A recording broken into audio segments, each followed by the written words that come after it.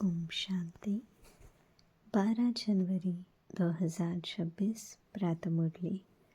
मीठे बच्चे, तुम्हें पावन दुनिया में चलना है, इसलिए काम महाशत्रु पर जीत पानी है।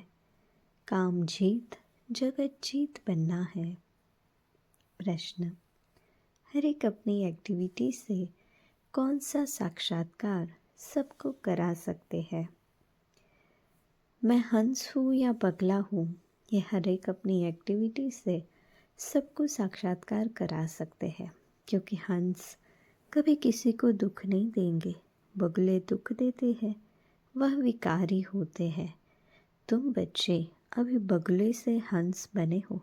तुम पारस बुद्धि बनने वाले बच्चों का कर्तव्य है सबको पारस बुद्धि बनाना। ओम शांति। जब ओम शांति कहा जाता है तो अपना स्वधर्म याद पड़ता है। घर की भी याद आती है, परंतु घर में बैठ तो नहीं जाना है। बाप के बच्चे हैं तो ज़रूर अपना स्वर्ग भी याद करना पड़े। तो ओम शांति कहने से ये सारा ज्ञान बुद्धि में आ जाता है। मैं आत्मा शांत स्वरूप हूँ, शांति के सागर बाप का बच्चा हूँ। जो बाप स्वर्ग स्थापन करते हैं वह बाप ही हमको पवित्र शांत स्वरूप बनाते हैं। मुख्य बात है पवित्रता की। दुनिया ही पवित्र और अपवित्र बनती है। पवित्र दुनिया में एक भी विकारी नहीं है। अपवित्र दुनिया में 5 विकार है। इसलिए कहा जाता है विकारी दुनिया वह है निर्विकारी दुनिया। निर्विकारी दुनिया से सीढ़ी उतरते उतरते फिर नीचे विकारी दुनिया में आ जाते हैं। वह है पावन दुनिया, यह है पतित दुनिया। वह है दिन सुख, यह है भटकने की रात। यूँ तो रात में कोई भटकता नहीं है, परंतु भक्ति को भटकना कहा जाता है। तुम बच्चे अब यहाँ आए हो सद्गति पाने। तुम्हारी आत्मा में सब पाप थे, 5 विकार थे। उनमें भी मुख्य है काम विकार, जिससे ही मनुष्य पाप आत्मा बनते हैं। ये तो हर एक जानते हैं। हम पतित हैं और पाप आत्मा भी है।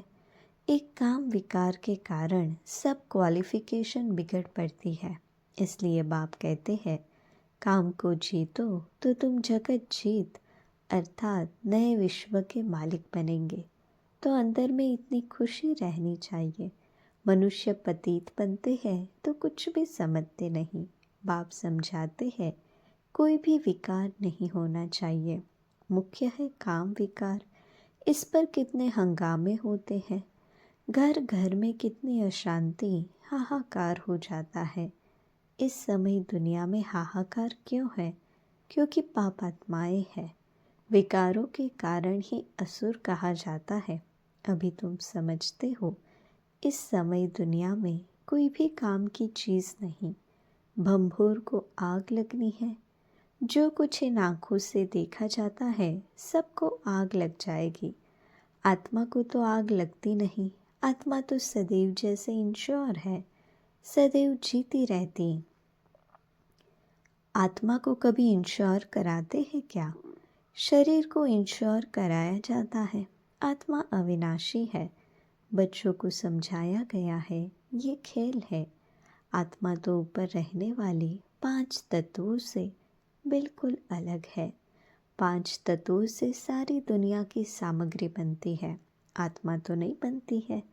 आत्मा सदैव है ही। सिर्फ पुण्य आत्मा पाप आत्मा बनती है। आत्मा पर ही नाम पड़ता है पुण्य आत्मा पाप आत्मा। 5 विकारों से कितने गंदे बन जाते हैं। अब बाप आए हैं पापों से छुड़ाने।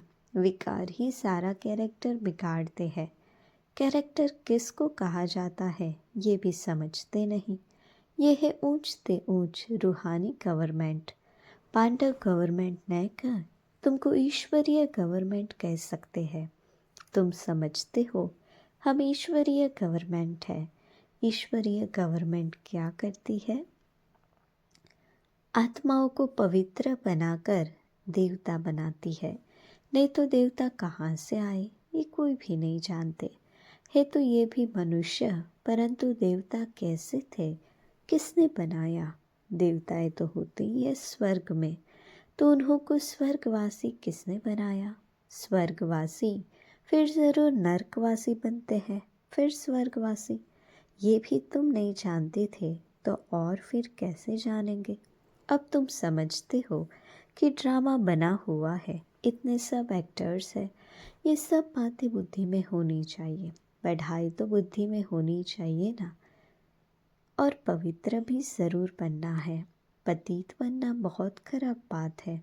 आत्मा ही पतित बनती है, एक दो में पतित बनते हैं। पतितों को पावन बनाना ये तुम्हारा धंधा है।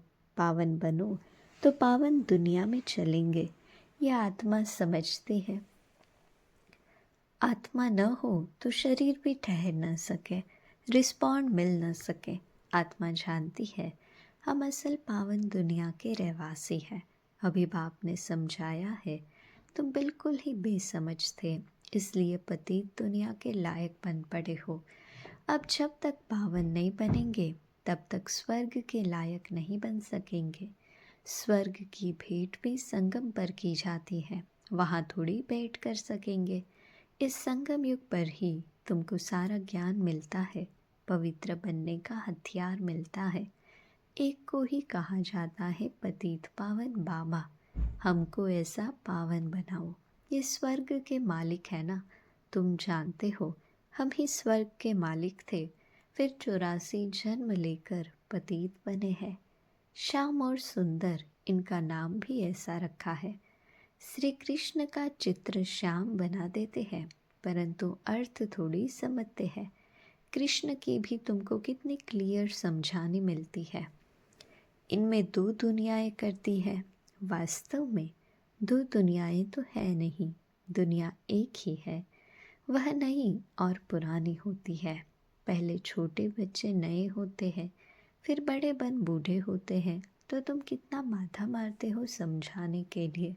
अपनी राजधानी स्थापन कर रहे हो ना। लक्ष्मी नारायण ने समझा है ना, समझ से कितने मीठे बने हैं। किसने समझाया? भगवान ने। लड़ाई आदि की तो बात ही नहीं। भगवान कितना समझदार, नॉलेजफुल है, कितना पवित्र है। शिव के चित्र आगे सब मनुष्य जाकर नमन करते हैं, परंतु वह कौन है, क्या करते हैं, ये कोई नहीं जानते। शिव, काशी, विश्वनाथ, गंगा बस सिर्फ कहते रहते हैं, अर्थ ज़रा भी नहीं समझते। समझाओ तो कहेंगे तुम क्या हमको समझाएंगे, हम तो वेद शास्त्र आदि सब पढ़े हैं। परंतु राम राज्य किसको कहा जाता है ये भी कोई जानते नहीं। राम राज्य सतयुग नई दुनिया को कहा जाता है। तुम्हारे में भी नंबरवार है जिनको धारणा होती है। कई तो भूल भी जाते हैं क्योंकि बिल्कुल ही पत्थर बुद्धि बन गए हैं। तो अब पारस बुद्धि जो बने हैं उनका काम है औरों को पारस बुद्धि बनाना। पत्थर बुद्धि की एक्टिविटी वही चलती रहेगी, क्योंकि हंस और बगले हो गए ना। हंस कभी किसको दुख नहीं देते, बगले दुख देते हैं। कई हैं जिनकी चाल ही बगुले मिसल होती है, उनमें सब विकार होते हैं। यहाँ भी ऐसे बहुत विकारी आ जाते हैं जिनको असुर कहा जाता है। पहचान नहीं रहती। बहुत साइंटिस्ट पर भी विकारी आते हैं, बहाना बनाते हैं हम ब्राह्मण हैं, परंतु है झूठ। इसको कहा ही जाता है झूठी दुनिया। वह नई दुनिया सच्ची दुनिया है। अभी है संगम। कितना फर्क रहता है। जो झूठ बोलने वाले, झूठा काम करने वाले हैं, वह 3rd ग्रेड बनते हैं। 1st ग्रेड, 2nd ग्रेड तो होते हैं ना। बाप कहते हैं पवित्रता का भी पूरा सबूत देना है। कई कहते हैं ये दोनों इकट्ठे रहकर पवित्र रहते, ये तो इम्पॉसिबल है। तो बच्चों को समझाना चाहिए, योग बल न होने कारण इतनी सहज बात भी पूरी रीति समझा नहीं सकते हैं। उनको ये बात कोई नहीं समझाते कि यहाँ हमको भगवान पढ़ाते हैं। वह कहते पवित्र बनने से तुम 21 जन्म स्वर्ग के मालिक बनेंगे। वह है पवित्र दुनिया। पवित्र दुनिया में पतित कोई हो न सके, 5 विकार ही नहीं है। वह है वाइसलेस वर्ल्ड, ये है विशस वर्ल्ड। हमको सत्युग की बादशाही मिलती है, तो हम एक जन्म के लिए क्यों नहीं पावन बनेंगे। जबरदस्त लॉटरी मिलती है हमको, तो खुशी होती है। देवी देवता पवित्र है ना, अपवित्र से पवित्र भी बाप ही बनाएंगे। तो बताना चाहिए हमको ये टेम्पटेशन है, बाप ही ऐसा बनाते हैं। बाप बिगड़ तो नई दुनिया कोई बना न सके। मनुष्य से देवता बनाने भगवान ही आते हैं, जिसकी रात्रि गाई जाती है। ये भी समझाया है, ज्ञान भक्ति वैराग्य। ज्ञान और भक्ति आधा आधा है, भक्ति के बाद है वैराग्य। अब घर जाना है, ये शरीर रूपी कपड़े उतार देने हैं, इस छीछी दुनिया में नहीं रहना है। 84 का चक्र अब पूरा हुआ, अब वाया शांति धाम जाना है। पहले पहले अलफ की बात नहीं भूलनी है, ये भी बच्चे समझते हैं। ये पुरानी दुनिया खत्म होनी है, बाप नई दुनिया स्थापन करते हैं। बाप अनेक बार आए हैं स्वर्ग की स्थापना करने। नर्क का विनाश हो जाना है। नर्क कितना बड़ा है, स्वर्ग कितना छोटा है। नई दुनिया में एक ही धर्म होता है, यहाँ है अनेक धर्म। एक धर्म किसने स्थापन किया, ब्रह्मा ने तो नहीं किया।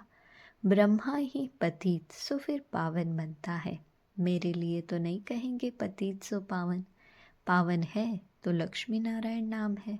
ब्रह्मा का दिन, ब्रह्मा की रात, ये प्रजापिता है ना। शिव बाबा को अनादि क्रिएटर कहा जाता है। अनादि अक्षर बाप के लिए है। बाप अनादि तो आत्माएं भी अनादि है, खेल भी अनादि है, बना बनाया ड्रामा है। स्व आत्मा को सृष्टि चक्र के आदि मध्य अंत ड्यूरेशन का ज्ञान मिलता है। ये किसने दिया, बाप ने। तुम 21 जन्मों के लिए धन के बन जाते हो, फिर रावण के राज्य में निधन के बन जाते हो। यहाँ से ही कैरेक्टर बिगड़ते हैं, विकार है ना। बाकी 2 दुनियाएं नहीं है। मनुष्य फिर समझते हैं नर्क स्वर्ग सब इकट्ठे ही चलते हैं। अभी तुम बच्चों को कितना क्लियर समझाया जाता है, अभी तुम गुप्त हो। शास्त्रों में तो क्या क्या लिख दिया है, सुत कितना मूंझा हुआ है। सिवाय बाप के कोई सुलझा न सके, उन्हें ही पुकारते हैं। हम कोई काम के नहीं रहे हैं, आकर पावन बनाए, हमारे कैरेक्टर सुधारो। तुम्हारे कितने कैरेक्टर सुधरते हैं, कोई कोई के तो सुधरने के बदले और ही बिगड़ते हैं। चलन से भी मालूम पड़ जाता है। आज महारथी हंस कहलाते हैं, कल बगला बन पड़ते, देरी नहीं लगती है। माया भी गुप्त है ना, क्रोध कोई देखने में थोड़ी ही आता है। भौं भौं करते हैं तो फिर वह बाहर निकलने से दिखाई पड़ता है। फिर आश्चर्यवत सुनंती कथनती भागंती हो जाते हैं, कितना गिरते हैं, एकदम पत्थर बन जाते हैं। इंद्रप्रस्थ की भी बात है ना, मालूम तो पड़ ही जाता है। ऐसा फिर सभा में नहीं आना चाहिए। थोड़ा बहुत ज्ञान सुना है तो स्वर्ग में आ ही जाते हैं। ज्ञान का विनाश नहीं हो सकता। अब बाप कहते हैं तुमको पुरुषार्थ कर ऊंच पद पाना है, अगर विकार में गए तो पद भ्रष्ट कर देंगे। सूर्यवंशी चंद्रवंशी बनेंगे, फिर वैश्यवंशी शूद्रवंशी। अभी तुम समझते हो ये चक्र कैसे फिरता है। वह तो कलयुग की आयु ही 40,000 वर्ष कह देते हैं। सीढ़ी तो नीचे उतरनी होती है ना। 40,000 वर्ष हो तो मनुष्य ढेर हो जाए। 5,000 वर्ष में ही इतने मनुष्य है जो खाने को नहीं मिलता है, तो इतने 1000 वर्षों में कितनी वृद्धि हो जाए। तो बाप आकर धीरज देते हैं, पतित मनुष्यों को तो लड़ना ही है। उन्हों की बुद्धि इस तरफ आ न सके। अब तुम्हारी बुद्धि देखो कितनी बदलती है, फिर भी माया धोखा ज़रूर देती है। इच्छा मात्रम अविद्या, कोई इच्छा की तो गया, वर्थ नॉट अ पैनी बन जाते हैं। अच्छे अच्छे महारथियों को भी माया कोई ना कोई प्रकार से कभी धोखा देती रहती है, फिर वह दिल पर चढ़ नहीं सकते। जैसे लौकिक माँ बाप के दिल पर नहीं चढ़ते हैं। कोई तो बच्चे ऐसे होते हैं जो बाप को भी खत्म कर देते हैं, परिवार को खत्म कर देते हैं। महान पाप आत्माएं हैं। रावण क्या कर देते, बहुत डर्टी दुनिया है। इनसे कभी दिल नहीं लगानी चाहिए। पवित्र बनने की बड़ी हिम्मत चाहिए। विश्व के बादशाही प्राइज लेने के लिए पवित्रता मुख्य है। इसलिए बाप को कहते हैं कि आकर पावन बनाओ। अच्छा, मीठे मीठे सिकिलते बच्चों प्रति माता पिता बाप दादा का याद प्यार और गुड मॉर्निंग। रूहानी बाप के रूहानी बच्चों को नमस्ते। हम रूहानी बच्चों के रूहानी बाप दादा को याद प्यार गुड मॉर्निंग और नमस्ते। धारणा के लिए मुख्य सार, माया के धोखों से बचने के लिए इच्छा मात्रम अविद्या बनना है। इस डर्टी दुनिया से दिल नहीं लगानी है। पवित्रता का पूरा पूरा सबूत देना है। सबसे ऊंचा कैरेक्टर ही पवित्र है। अपने आप को सुधारने के लिए पवित्र जरूर बनना है। वरदान, त्रिकालदर्शी स्थिति में स्थित रह सदा अचल और साक्षी रहने वाले नंबर 1 तकदीरवान भव। त्रिकालदर्शी स्थिति में स्थित होकर हर कर्म, हर संकल्प, हर कर्म करो और हर बात को देखो। ये क्यों, ये क्या, ये क्वेश्चन मार्क न हो। सदा फुल स्टॉप, नथिंग न्यू। हर आत्मा के पाठ को अच्छी तरह से जानकर पाठ में आओ। आत्माओं के संबंध संपर्क में आते न्यारे और प्यारेपन की समानता रहे तो हलचल समाप्त हो जाएगी। ऐसे सदा अचल और साक्षी रहना, यही है नंबर 1 तकदीरवान आत्मा की निशानी। स्लोगन, सहनशीलता के गुण को धारण करो तो कठोर संस्कार भी शीतल हो जाएंगे। अव्यक्त इशारे, इस अव्यक्ति मास में बंधन मुक्त रह जीवन मुक्त स्थिति का अनुभव करो। आप लोगों का स्लोगन है, मुक्ति और जीवन मुक्ति हमारा जन्म सिद्ध अधिकार है। परम धाम में तो ये पता ही नहीं पड़ेगा कि मुक्ति क्या है, जीवन मुक्ति क्या है। इसका अनुभव इस ब्राह्मण जीवन में अभी करना है।